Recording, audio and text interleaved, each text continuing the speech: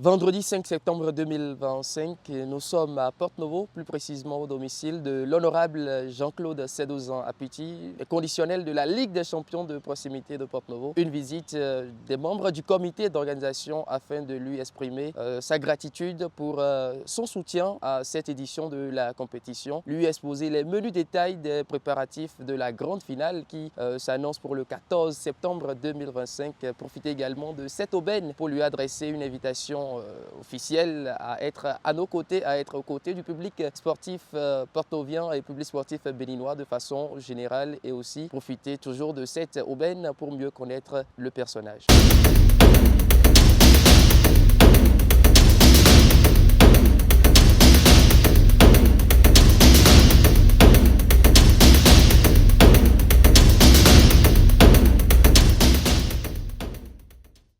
Bonsoir l'honorable Jean-Claude Sédozan Apiti. Bonsoir, monsieur le journaliste.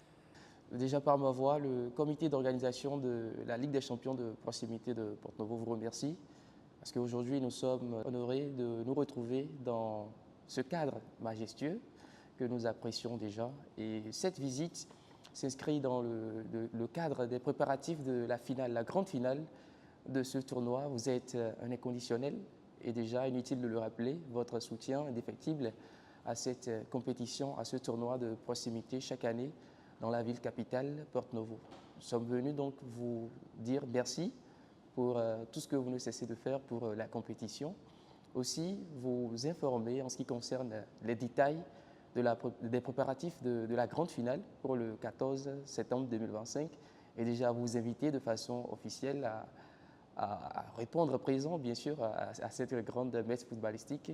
Et pour finir, profiter de cette aubaine et permettre à ceux qui nous suivent, au public sportif de Porto-Novo et au public sportif béninois en général, de mieux vous connaître. Je vous remercie d'avoir accepté de venir jusqu'ici, dans cette résidence.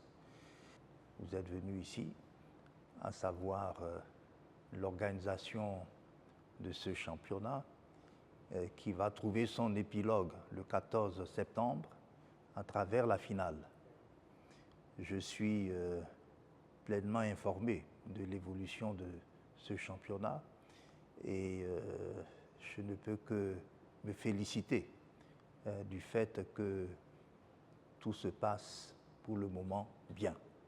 Dans un premier temps, nous allons permettre à ceux qui vont nous suivre après de mieux vous connaître. Alors, monsieur Jean-Claude Sédozan Apiti, que retenir de façon générale, parce qu'il faut le dire, vous inspirez plus d'un, vous inspirez les jeunes de Porto-Novo, les jeunes du Bénin, les jeunes du monde entier, parce que vous êtes un élu du peuple. Que retenir de vous? J'ai fait des études d'économie, essentiellement, et j'ai entamé ma carrière professionnelle à l'âge de 29 ans à la Banque africaine de développement. C'était en 1980. Je suis resté à la Banque africaine de développement pendant 23 années, c'est-à-dire jusqu'en 2003, année au cours de laquelle j'ai demandé mon départ anticipé. J'ai créé ensuite un cabinet de consultants d'ingénierie financière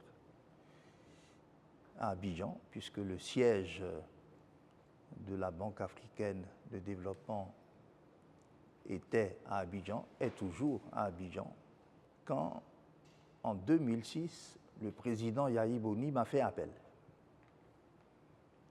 pour venir travailler comme conseiller à l'économie et cumulativement comme directeur général du Fonds national de la microfinance.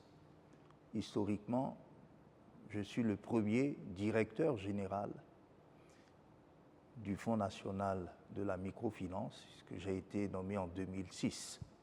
Une année après, le président de la République me dit « Je vais vous envoyer en Chine comme ambassadeur. » J'ai accepté Mais en plus de la Chine, j'avais l'Inde sous ma juridiction.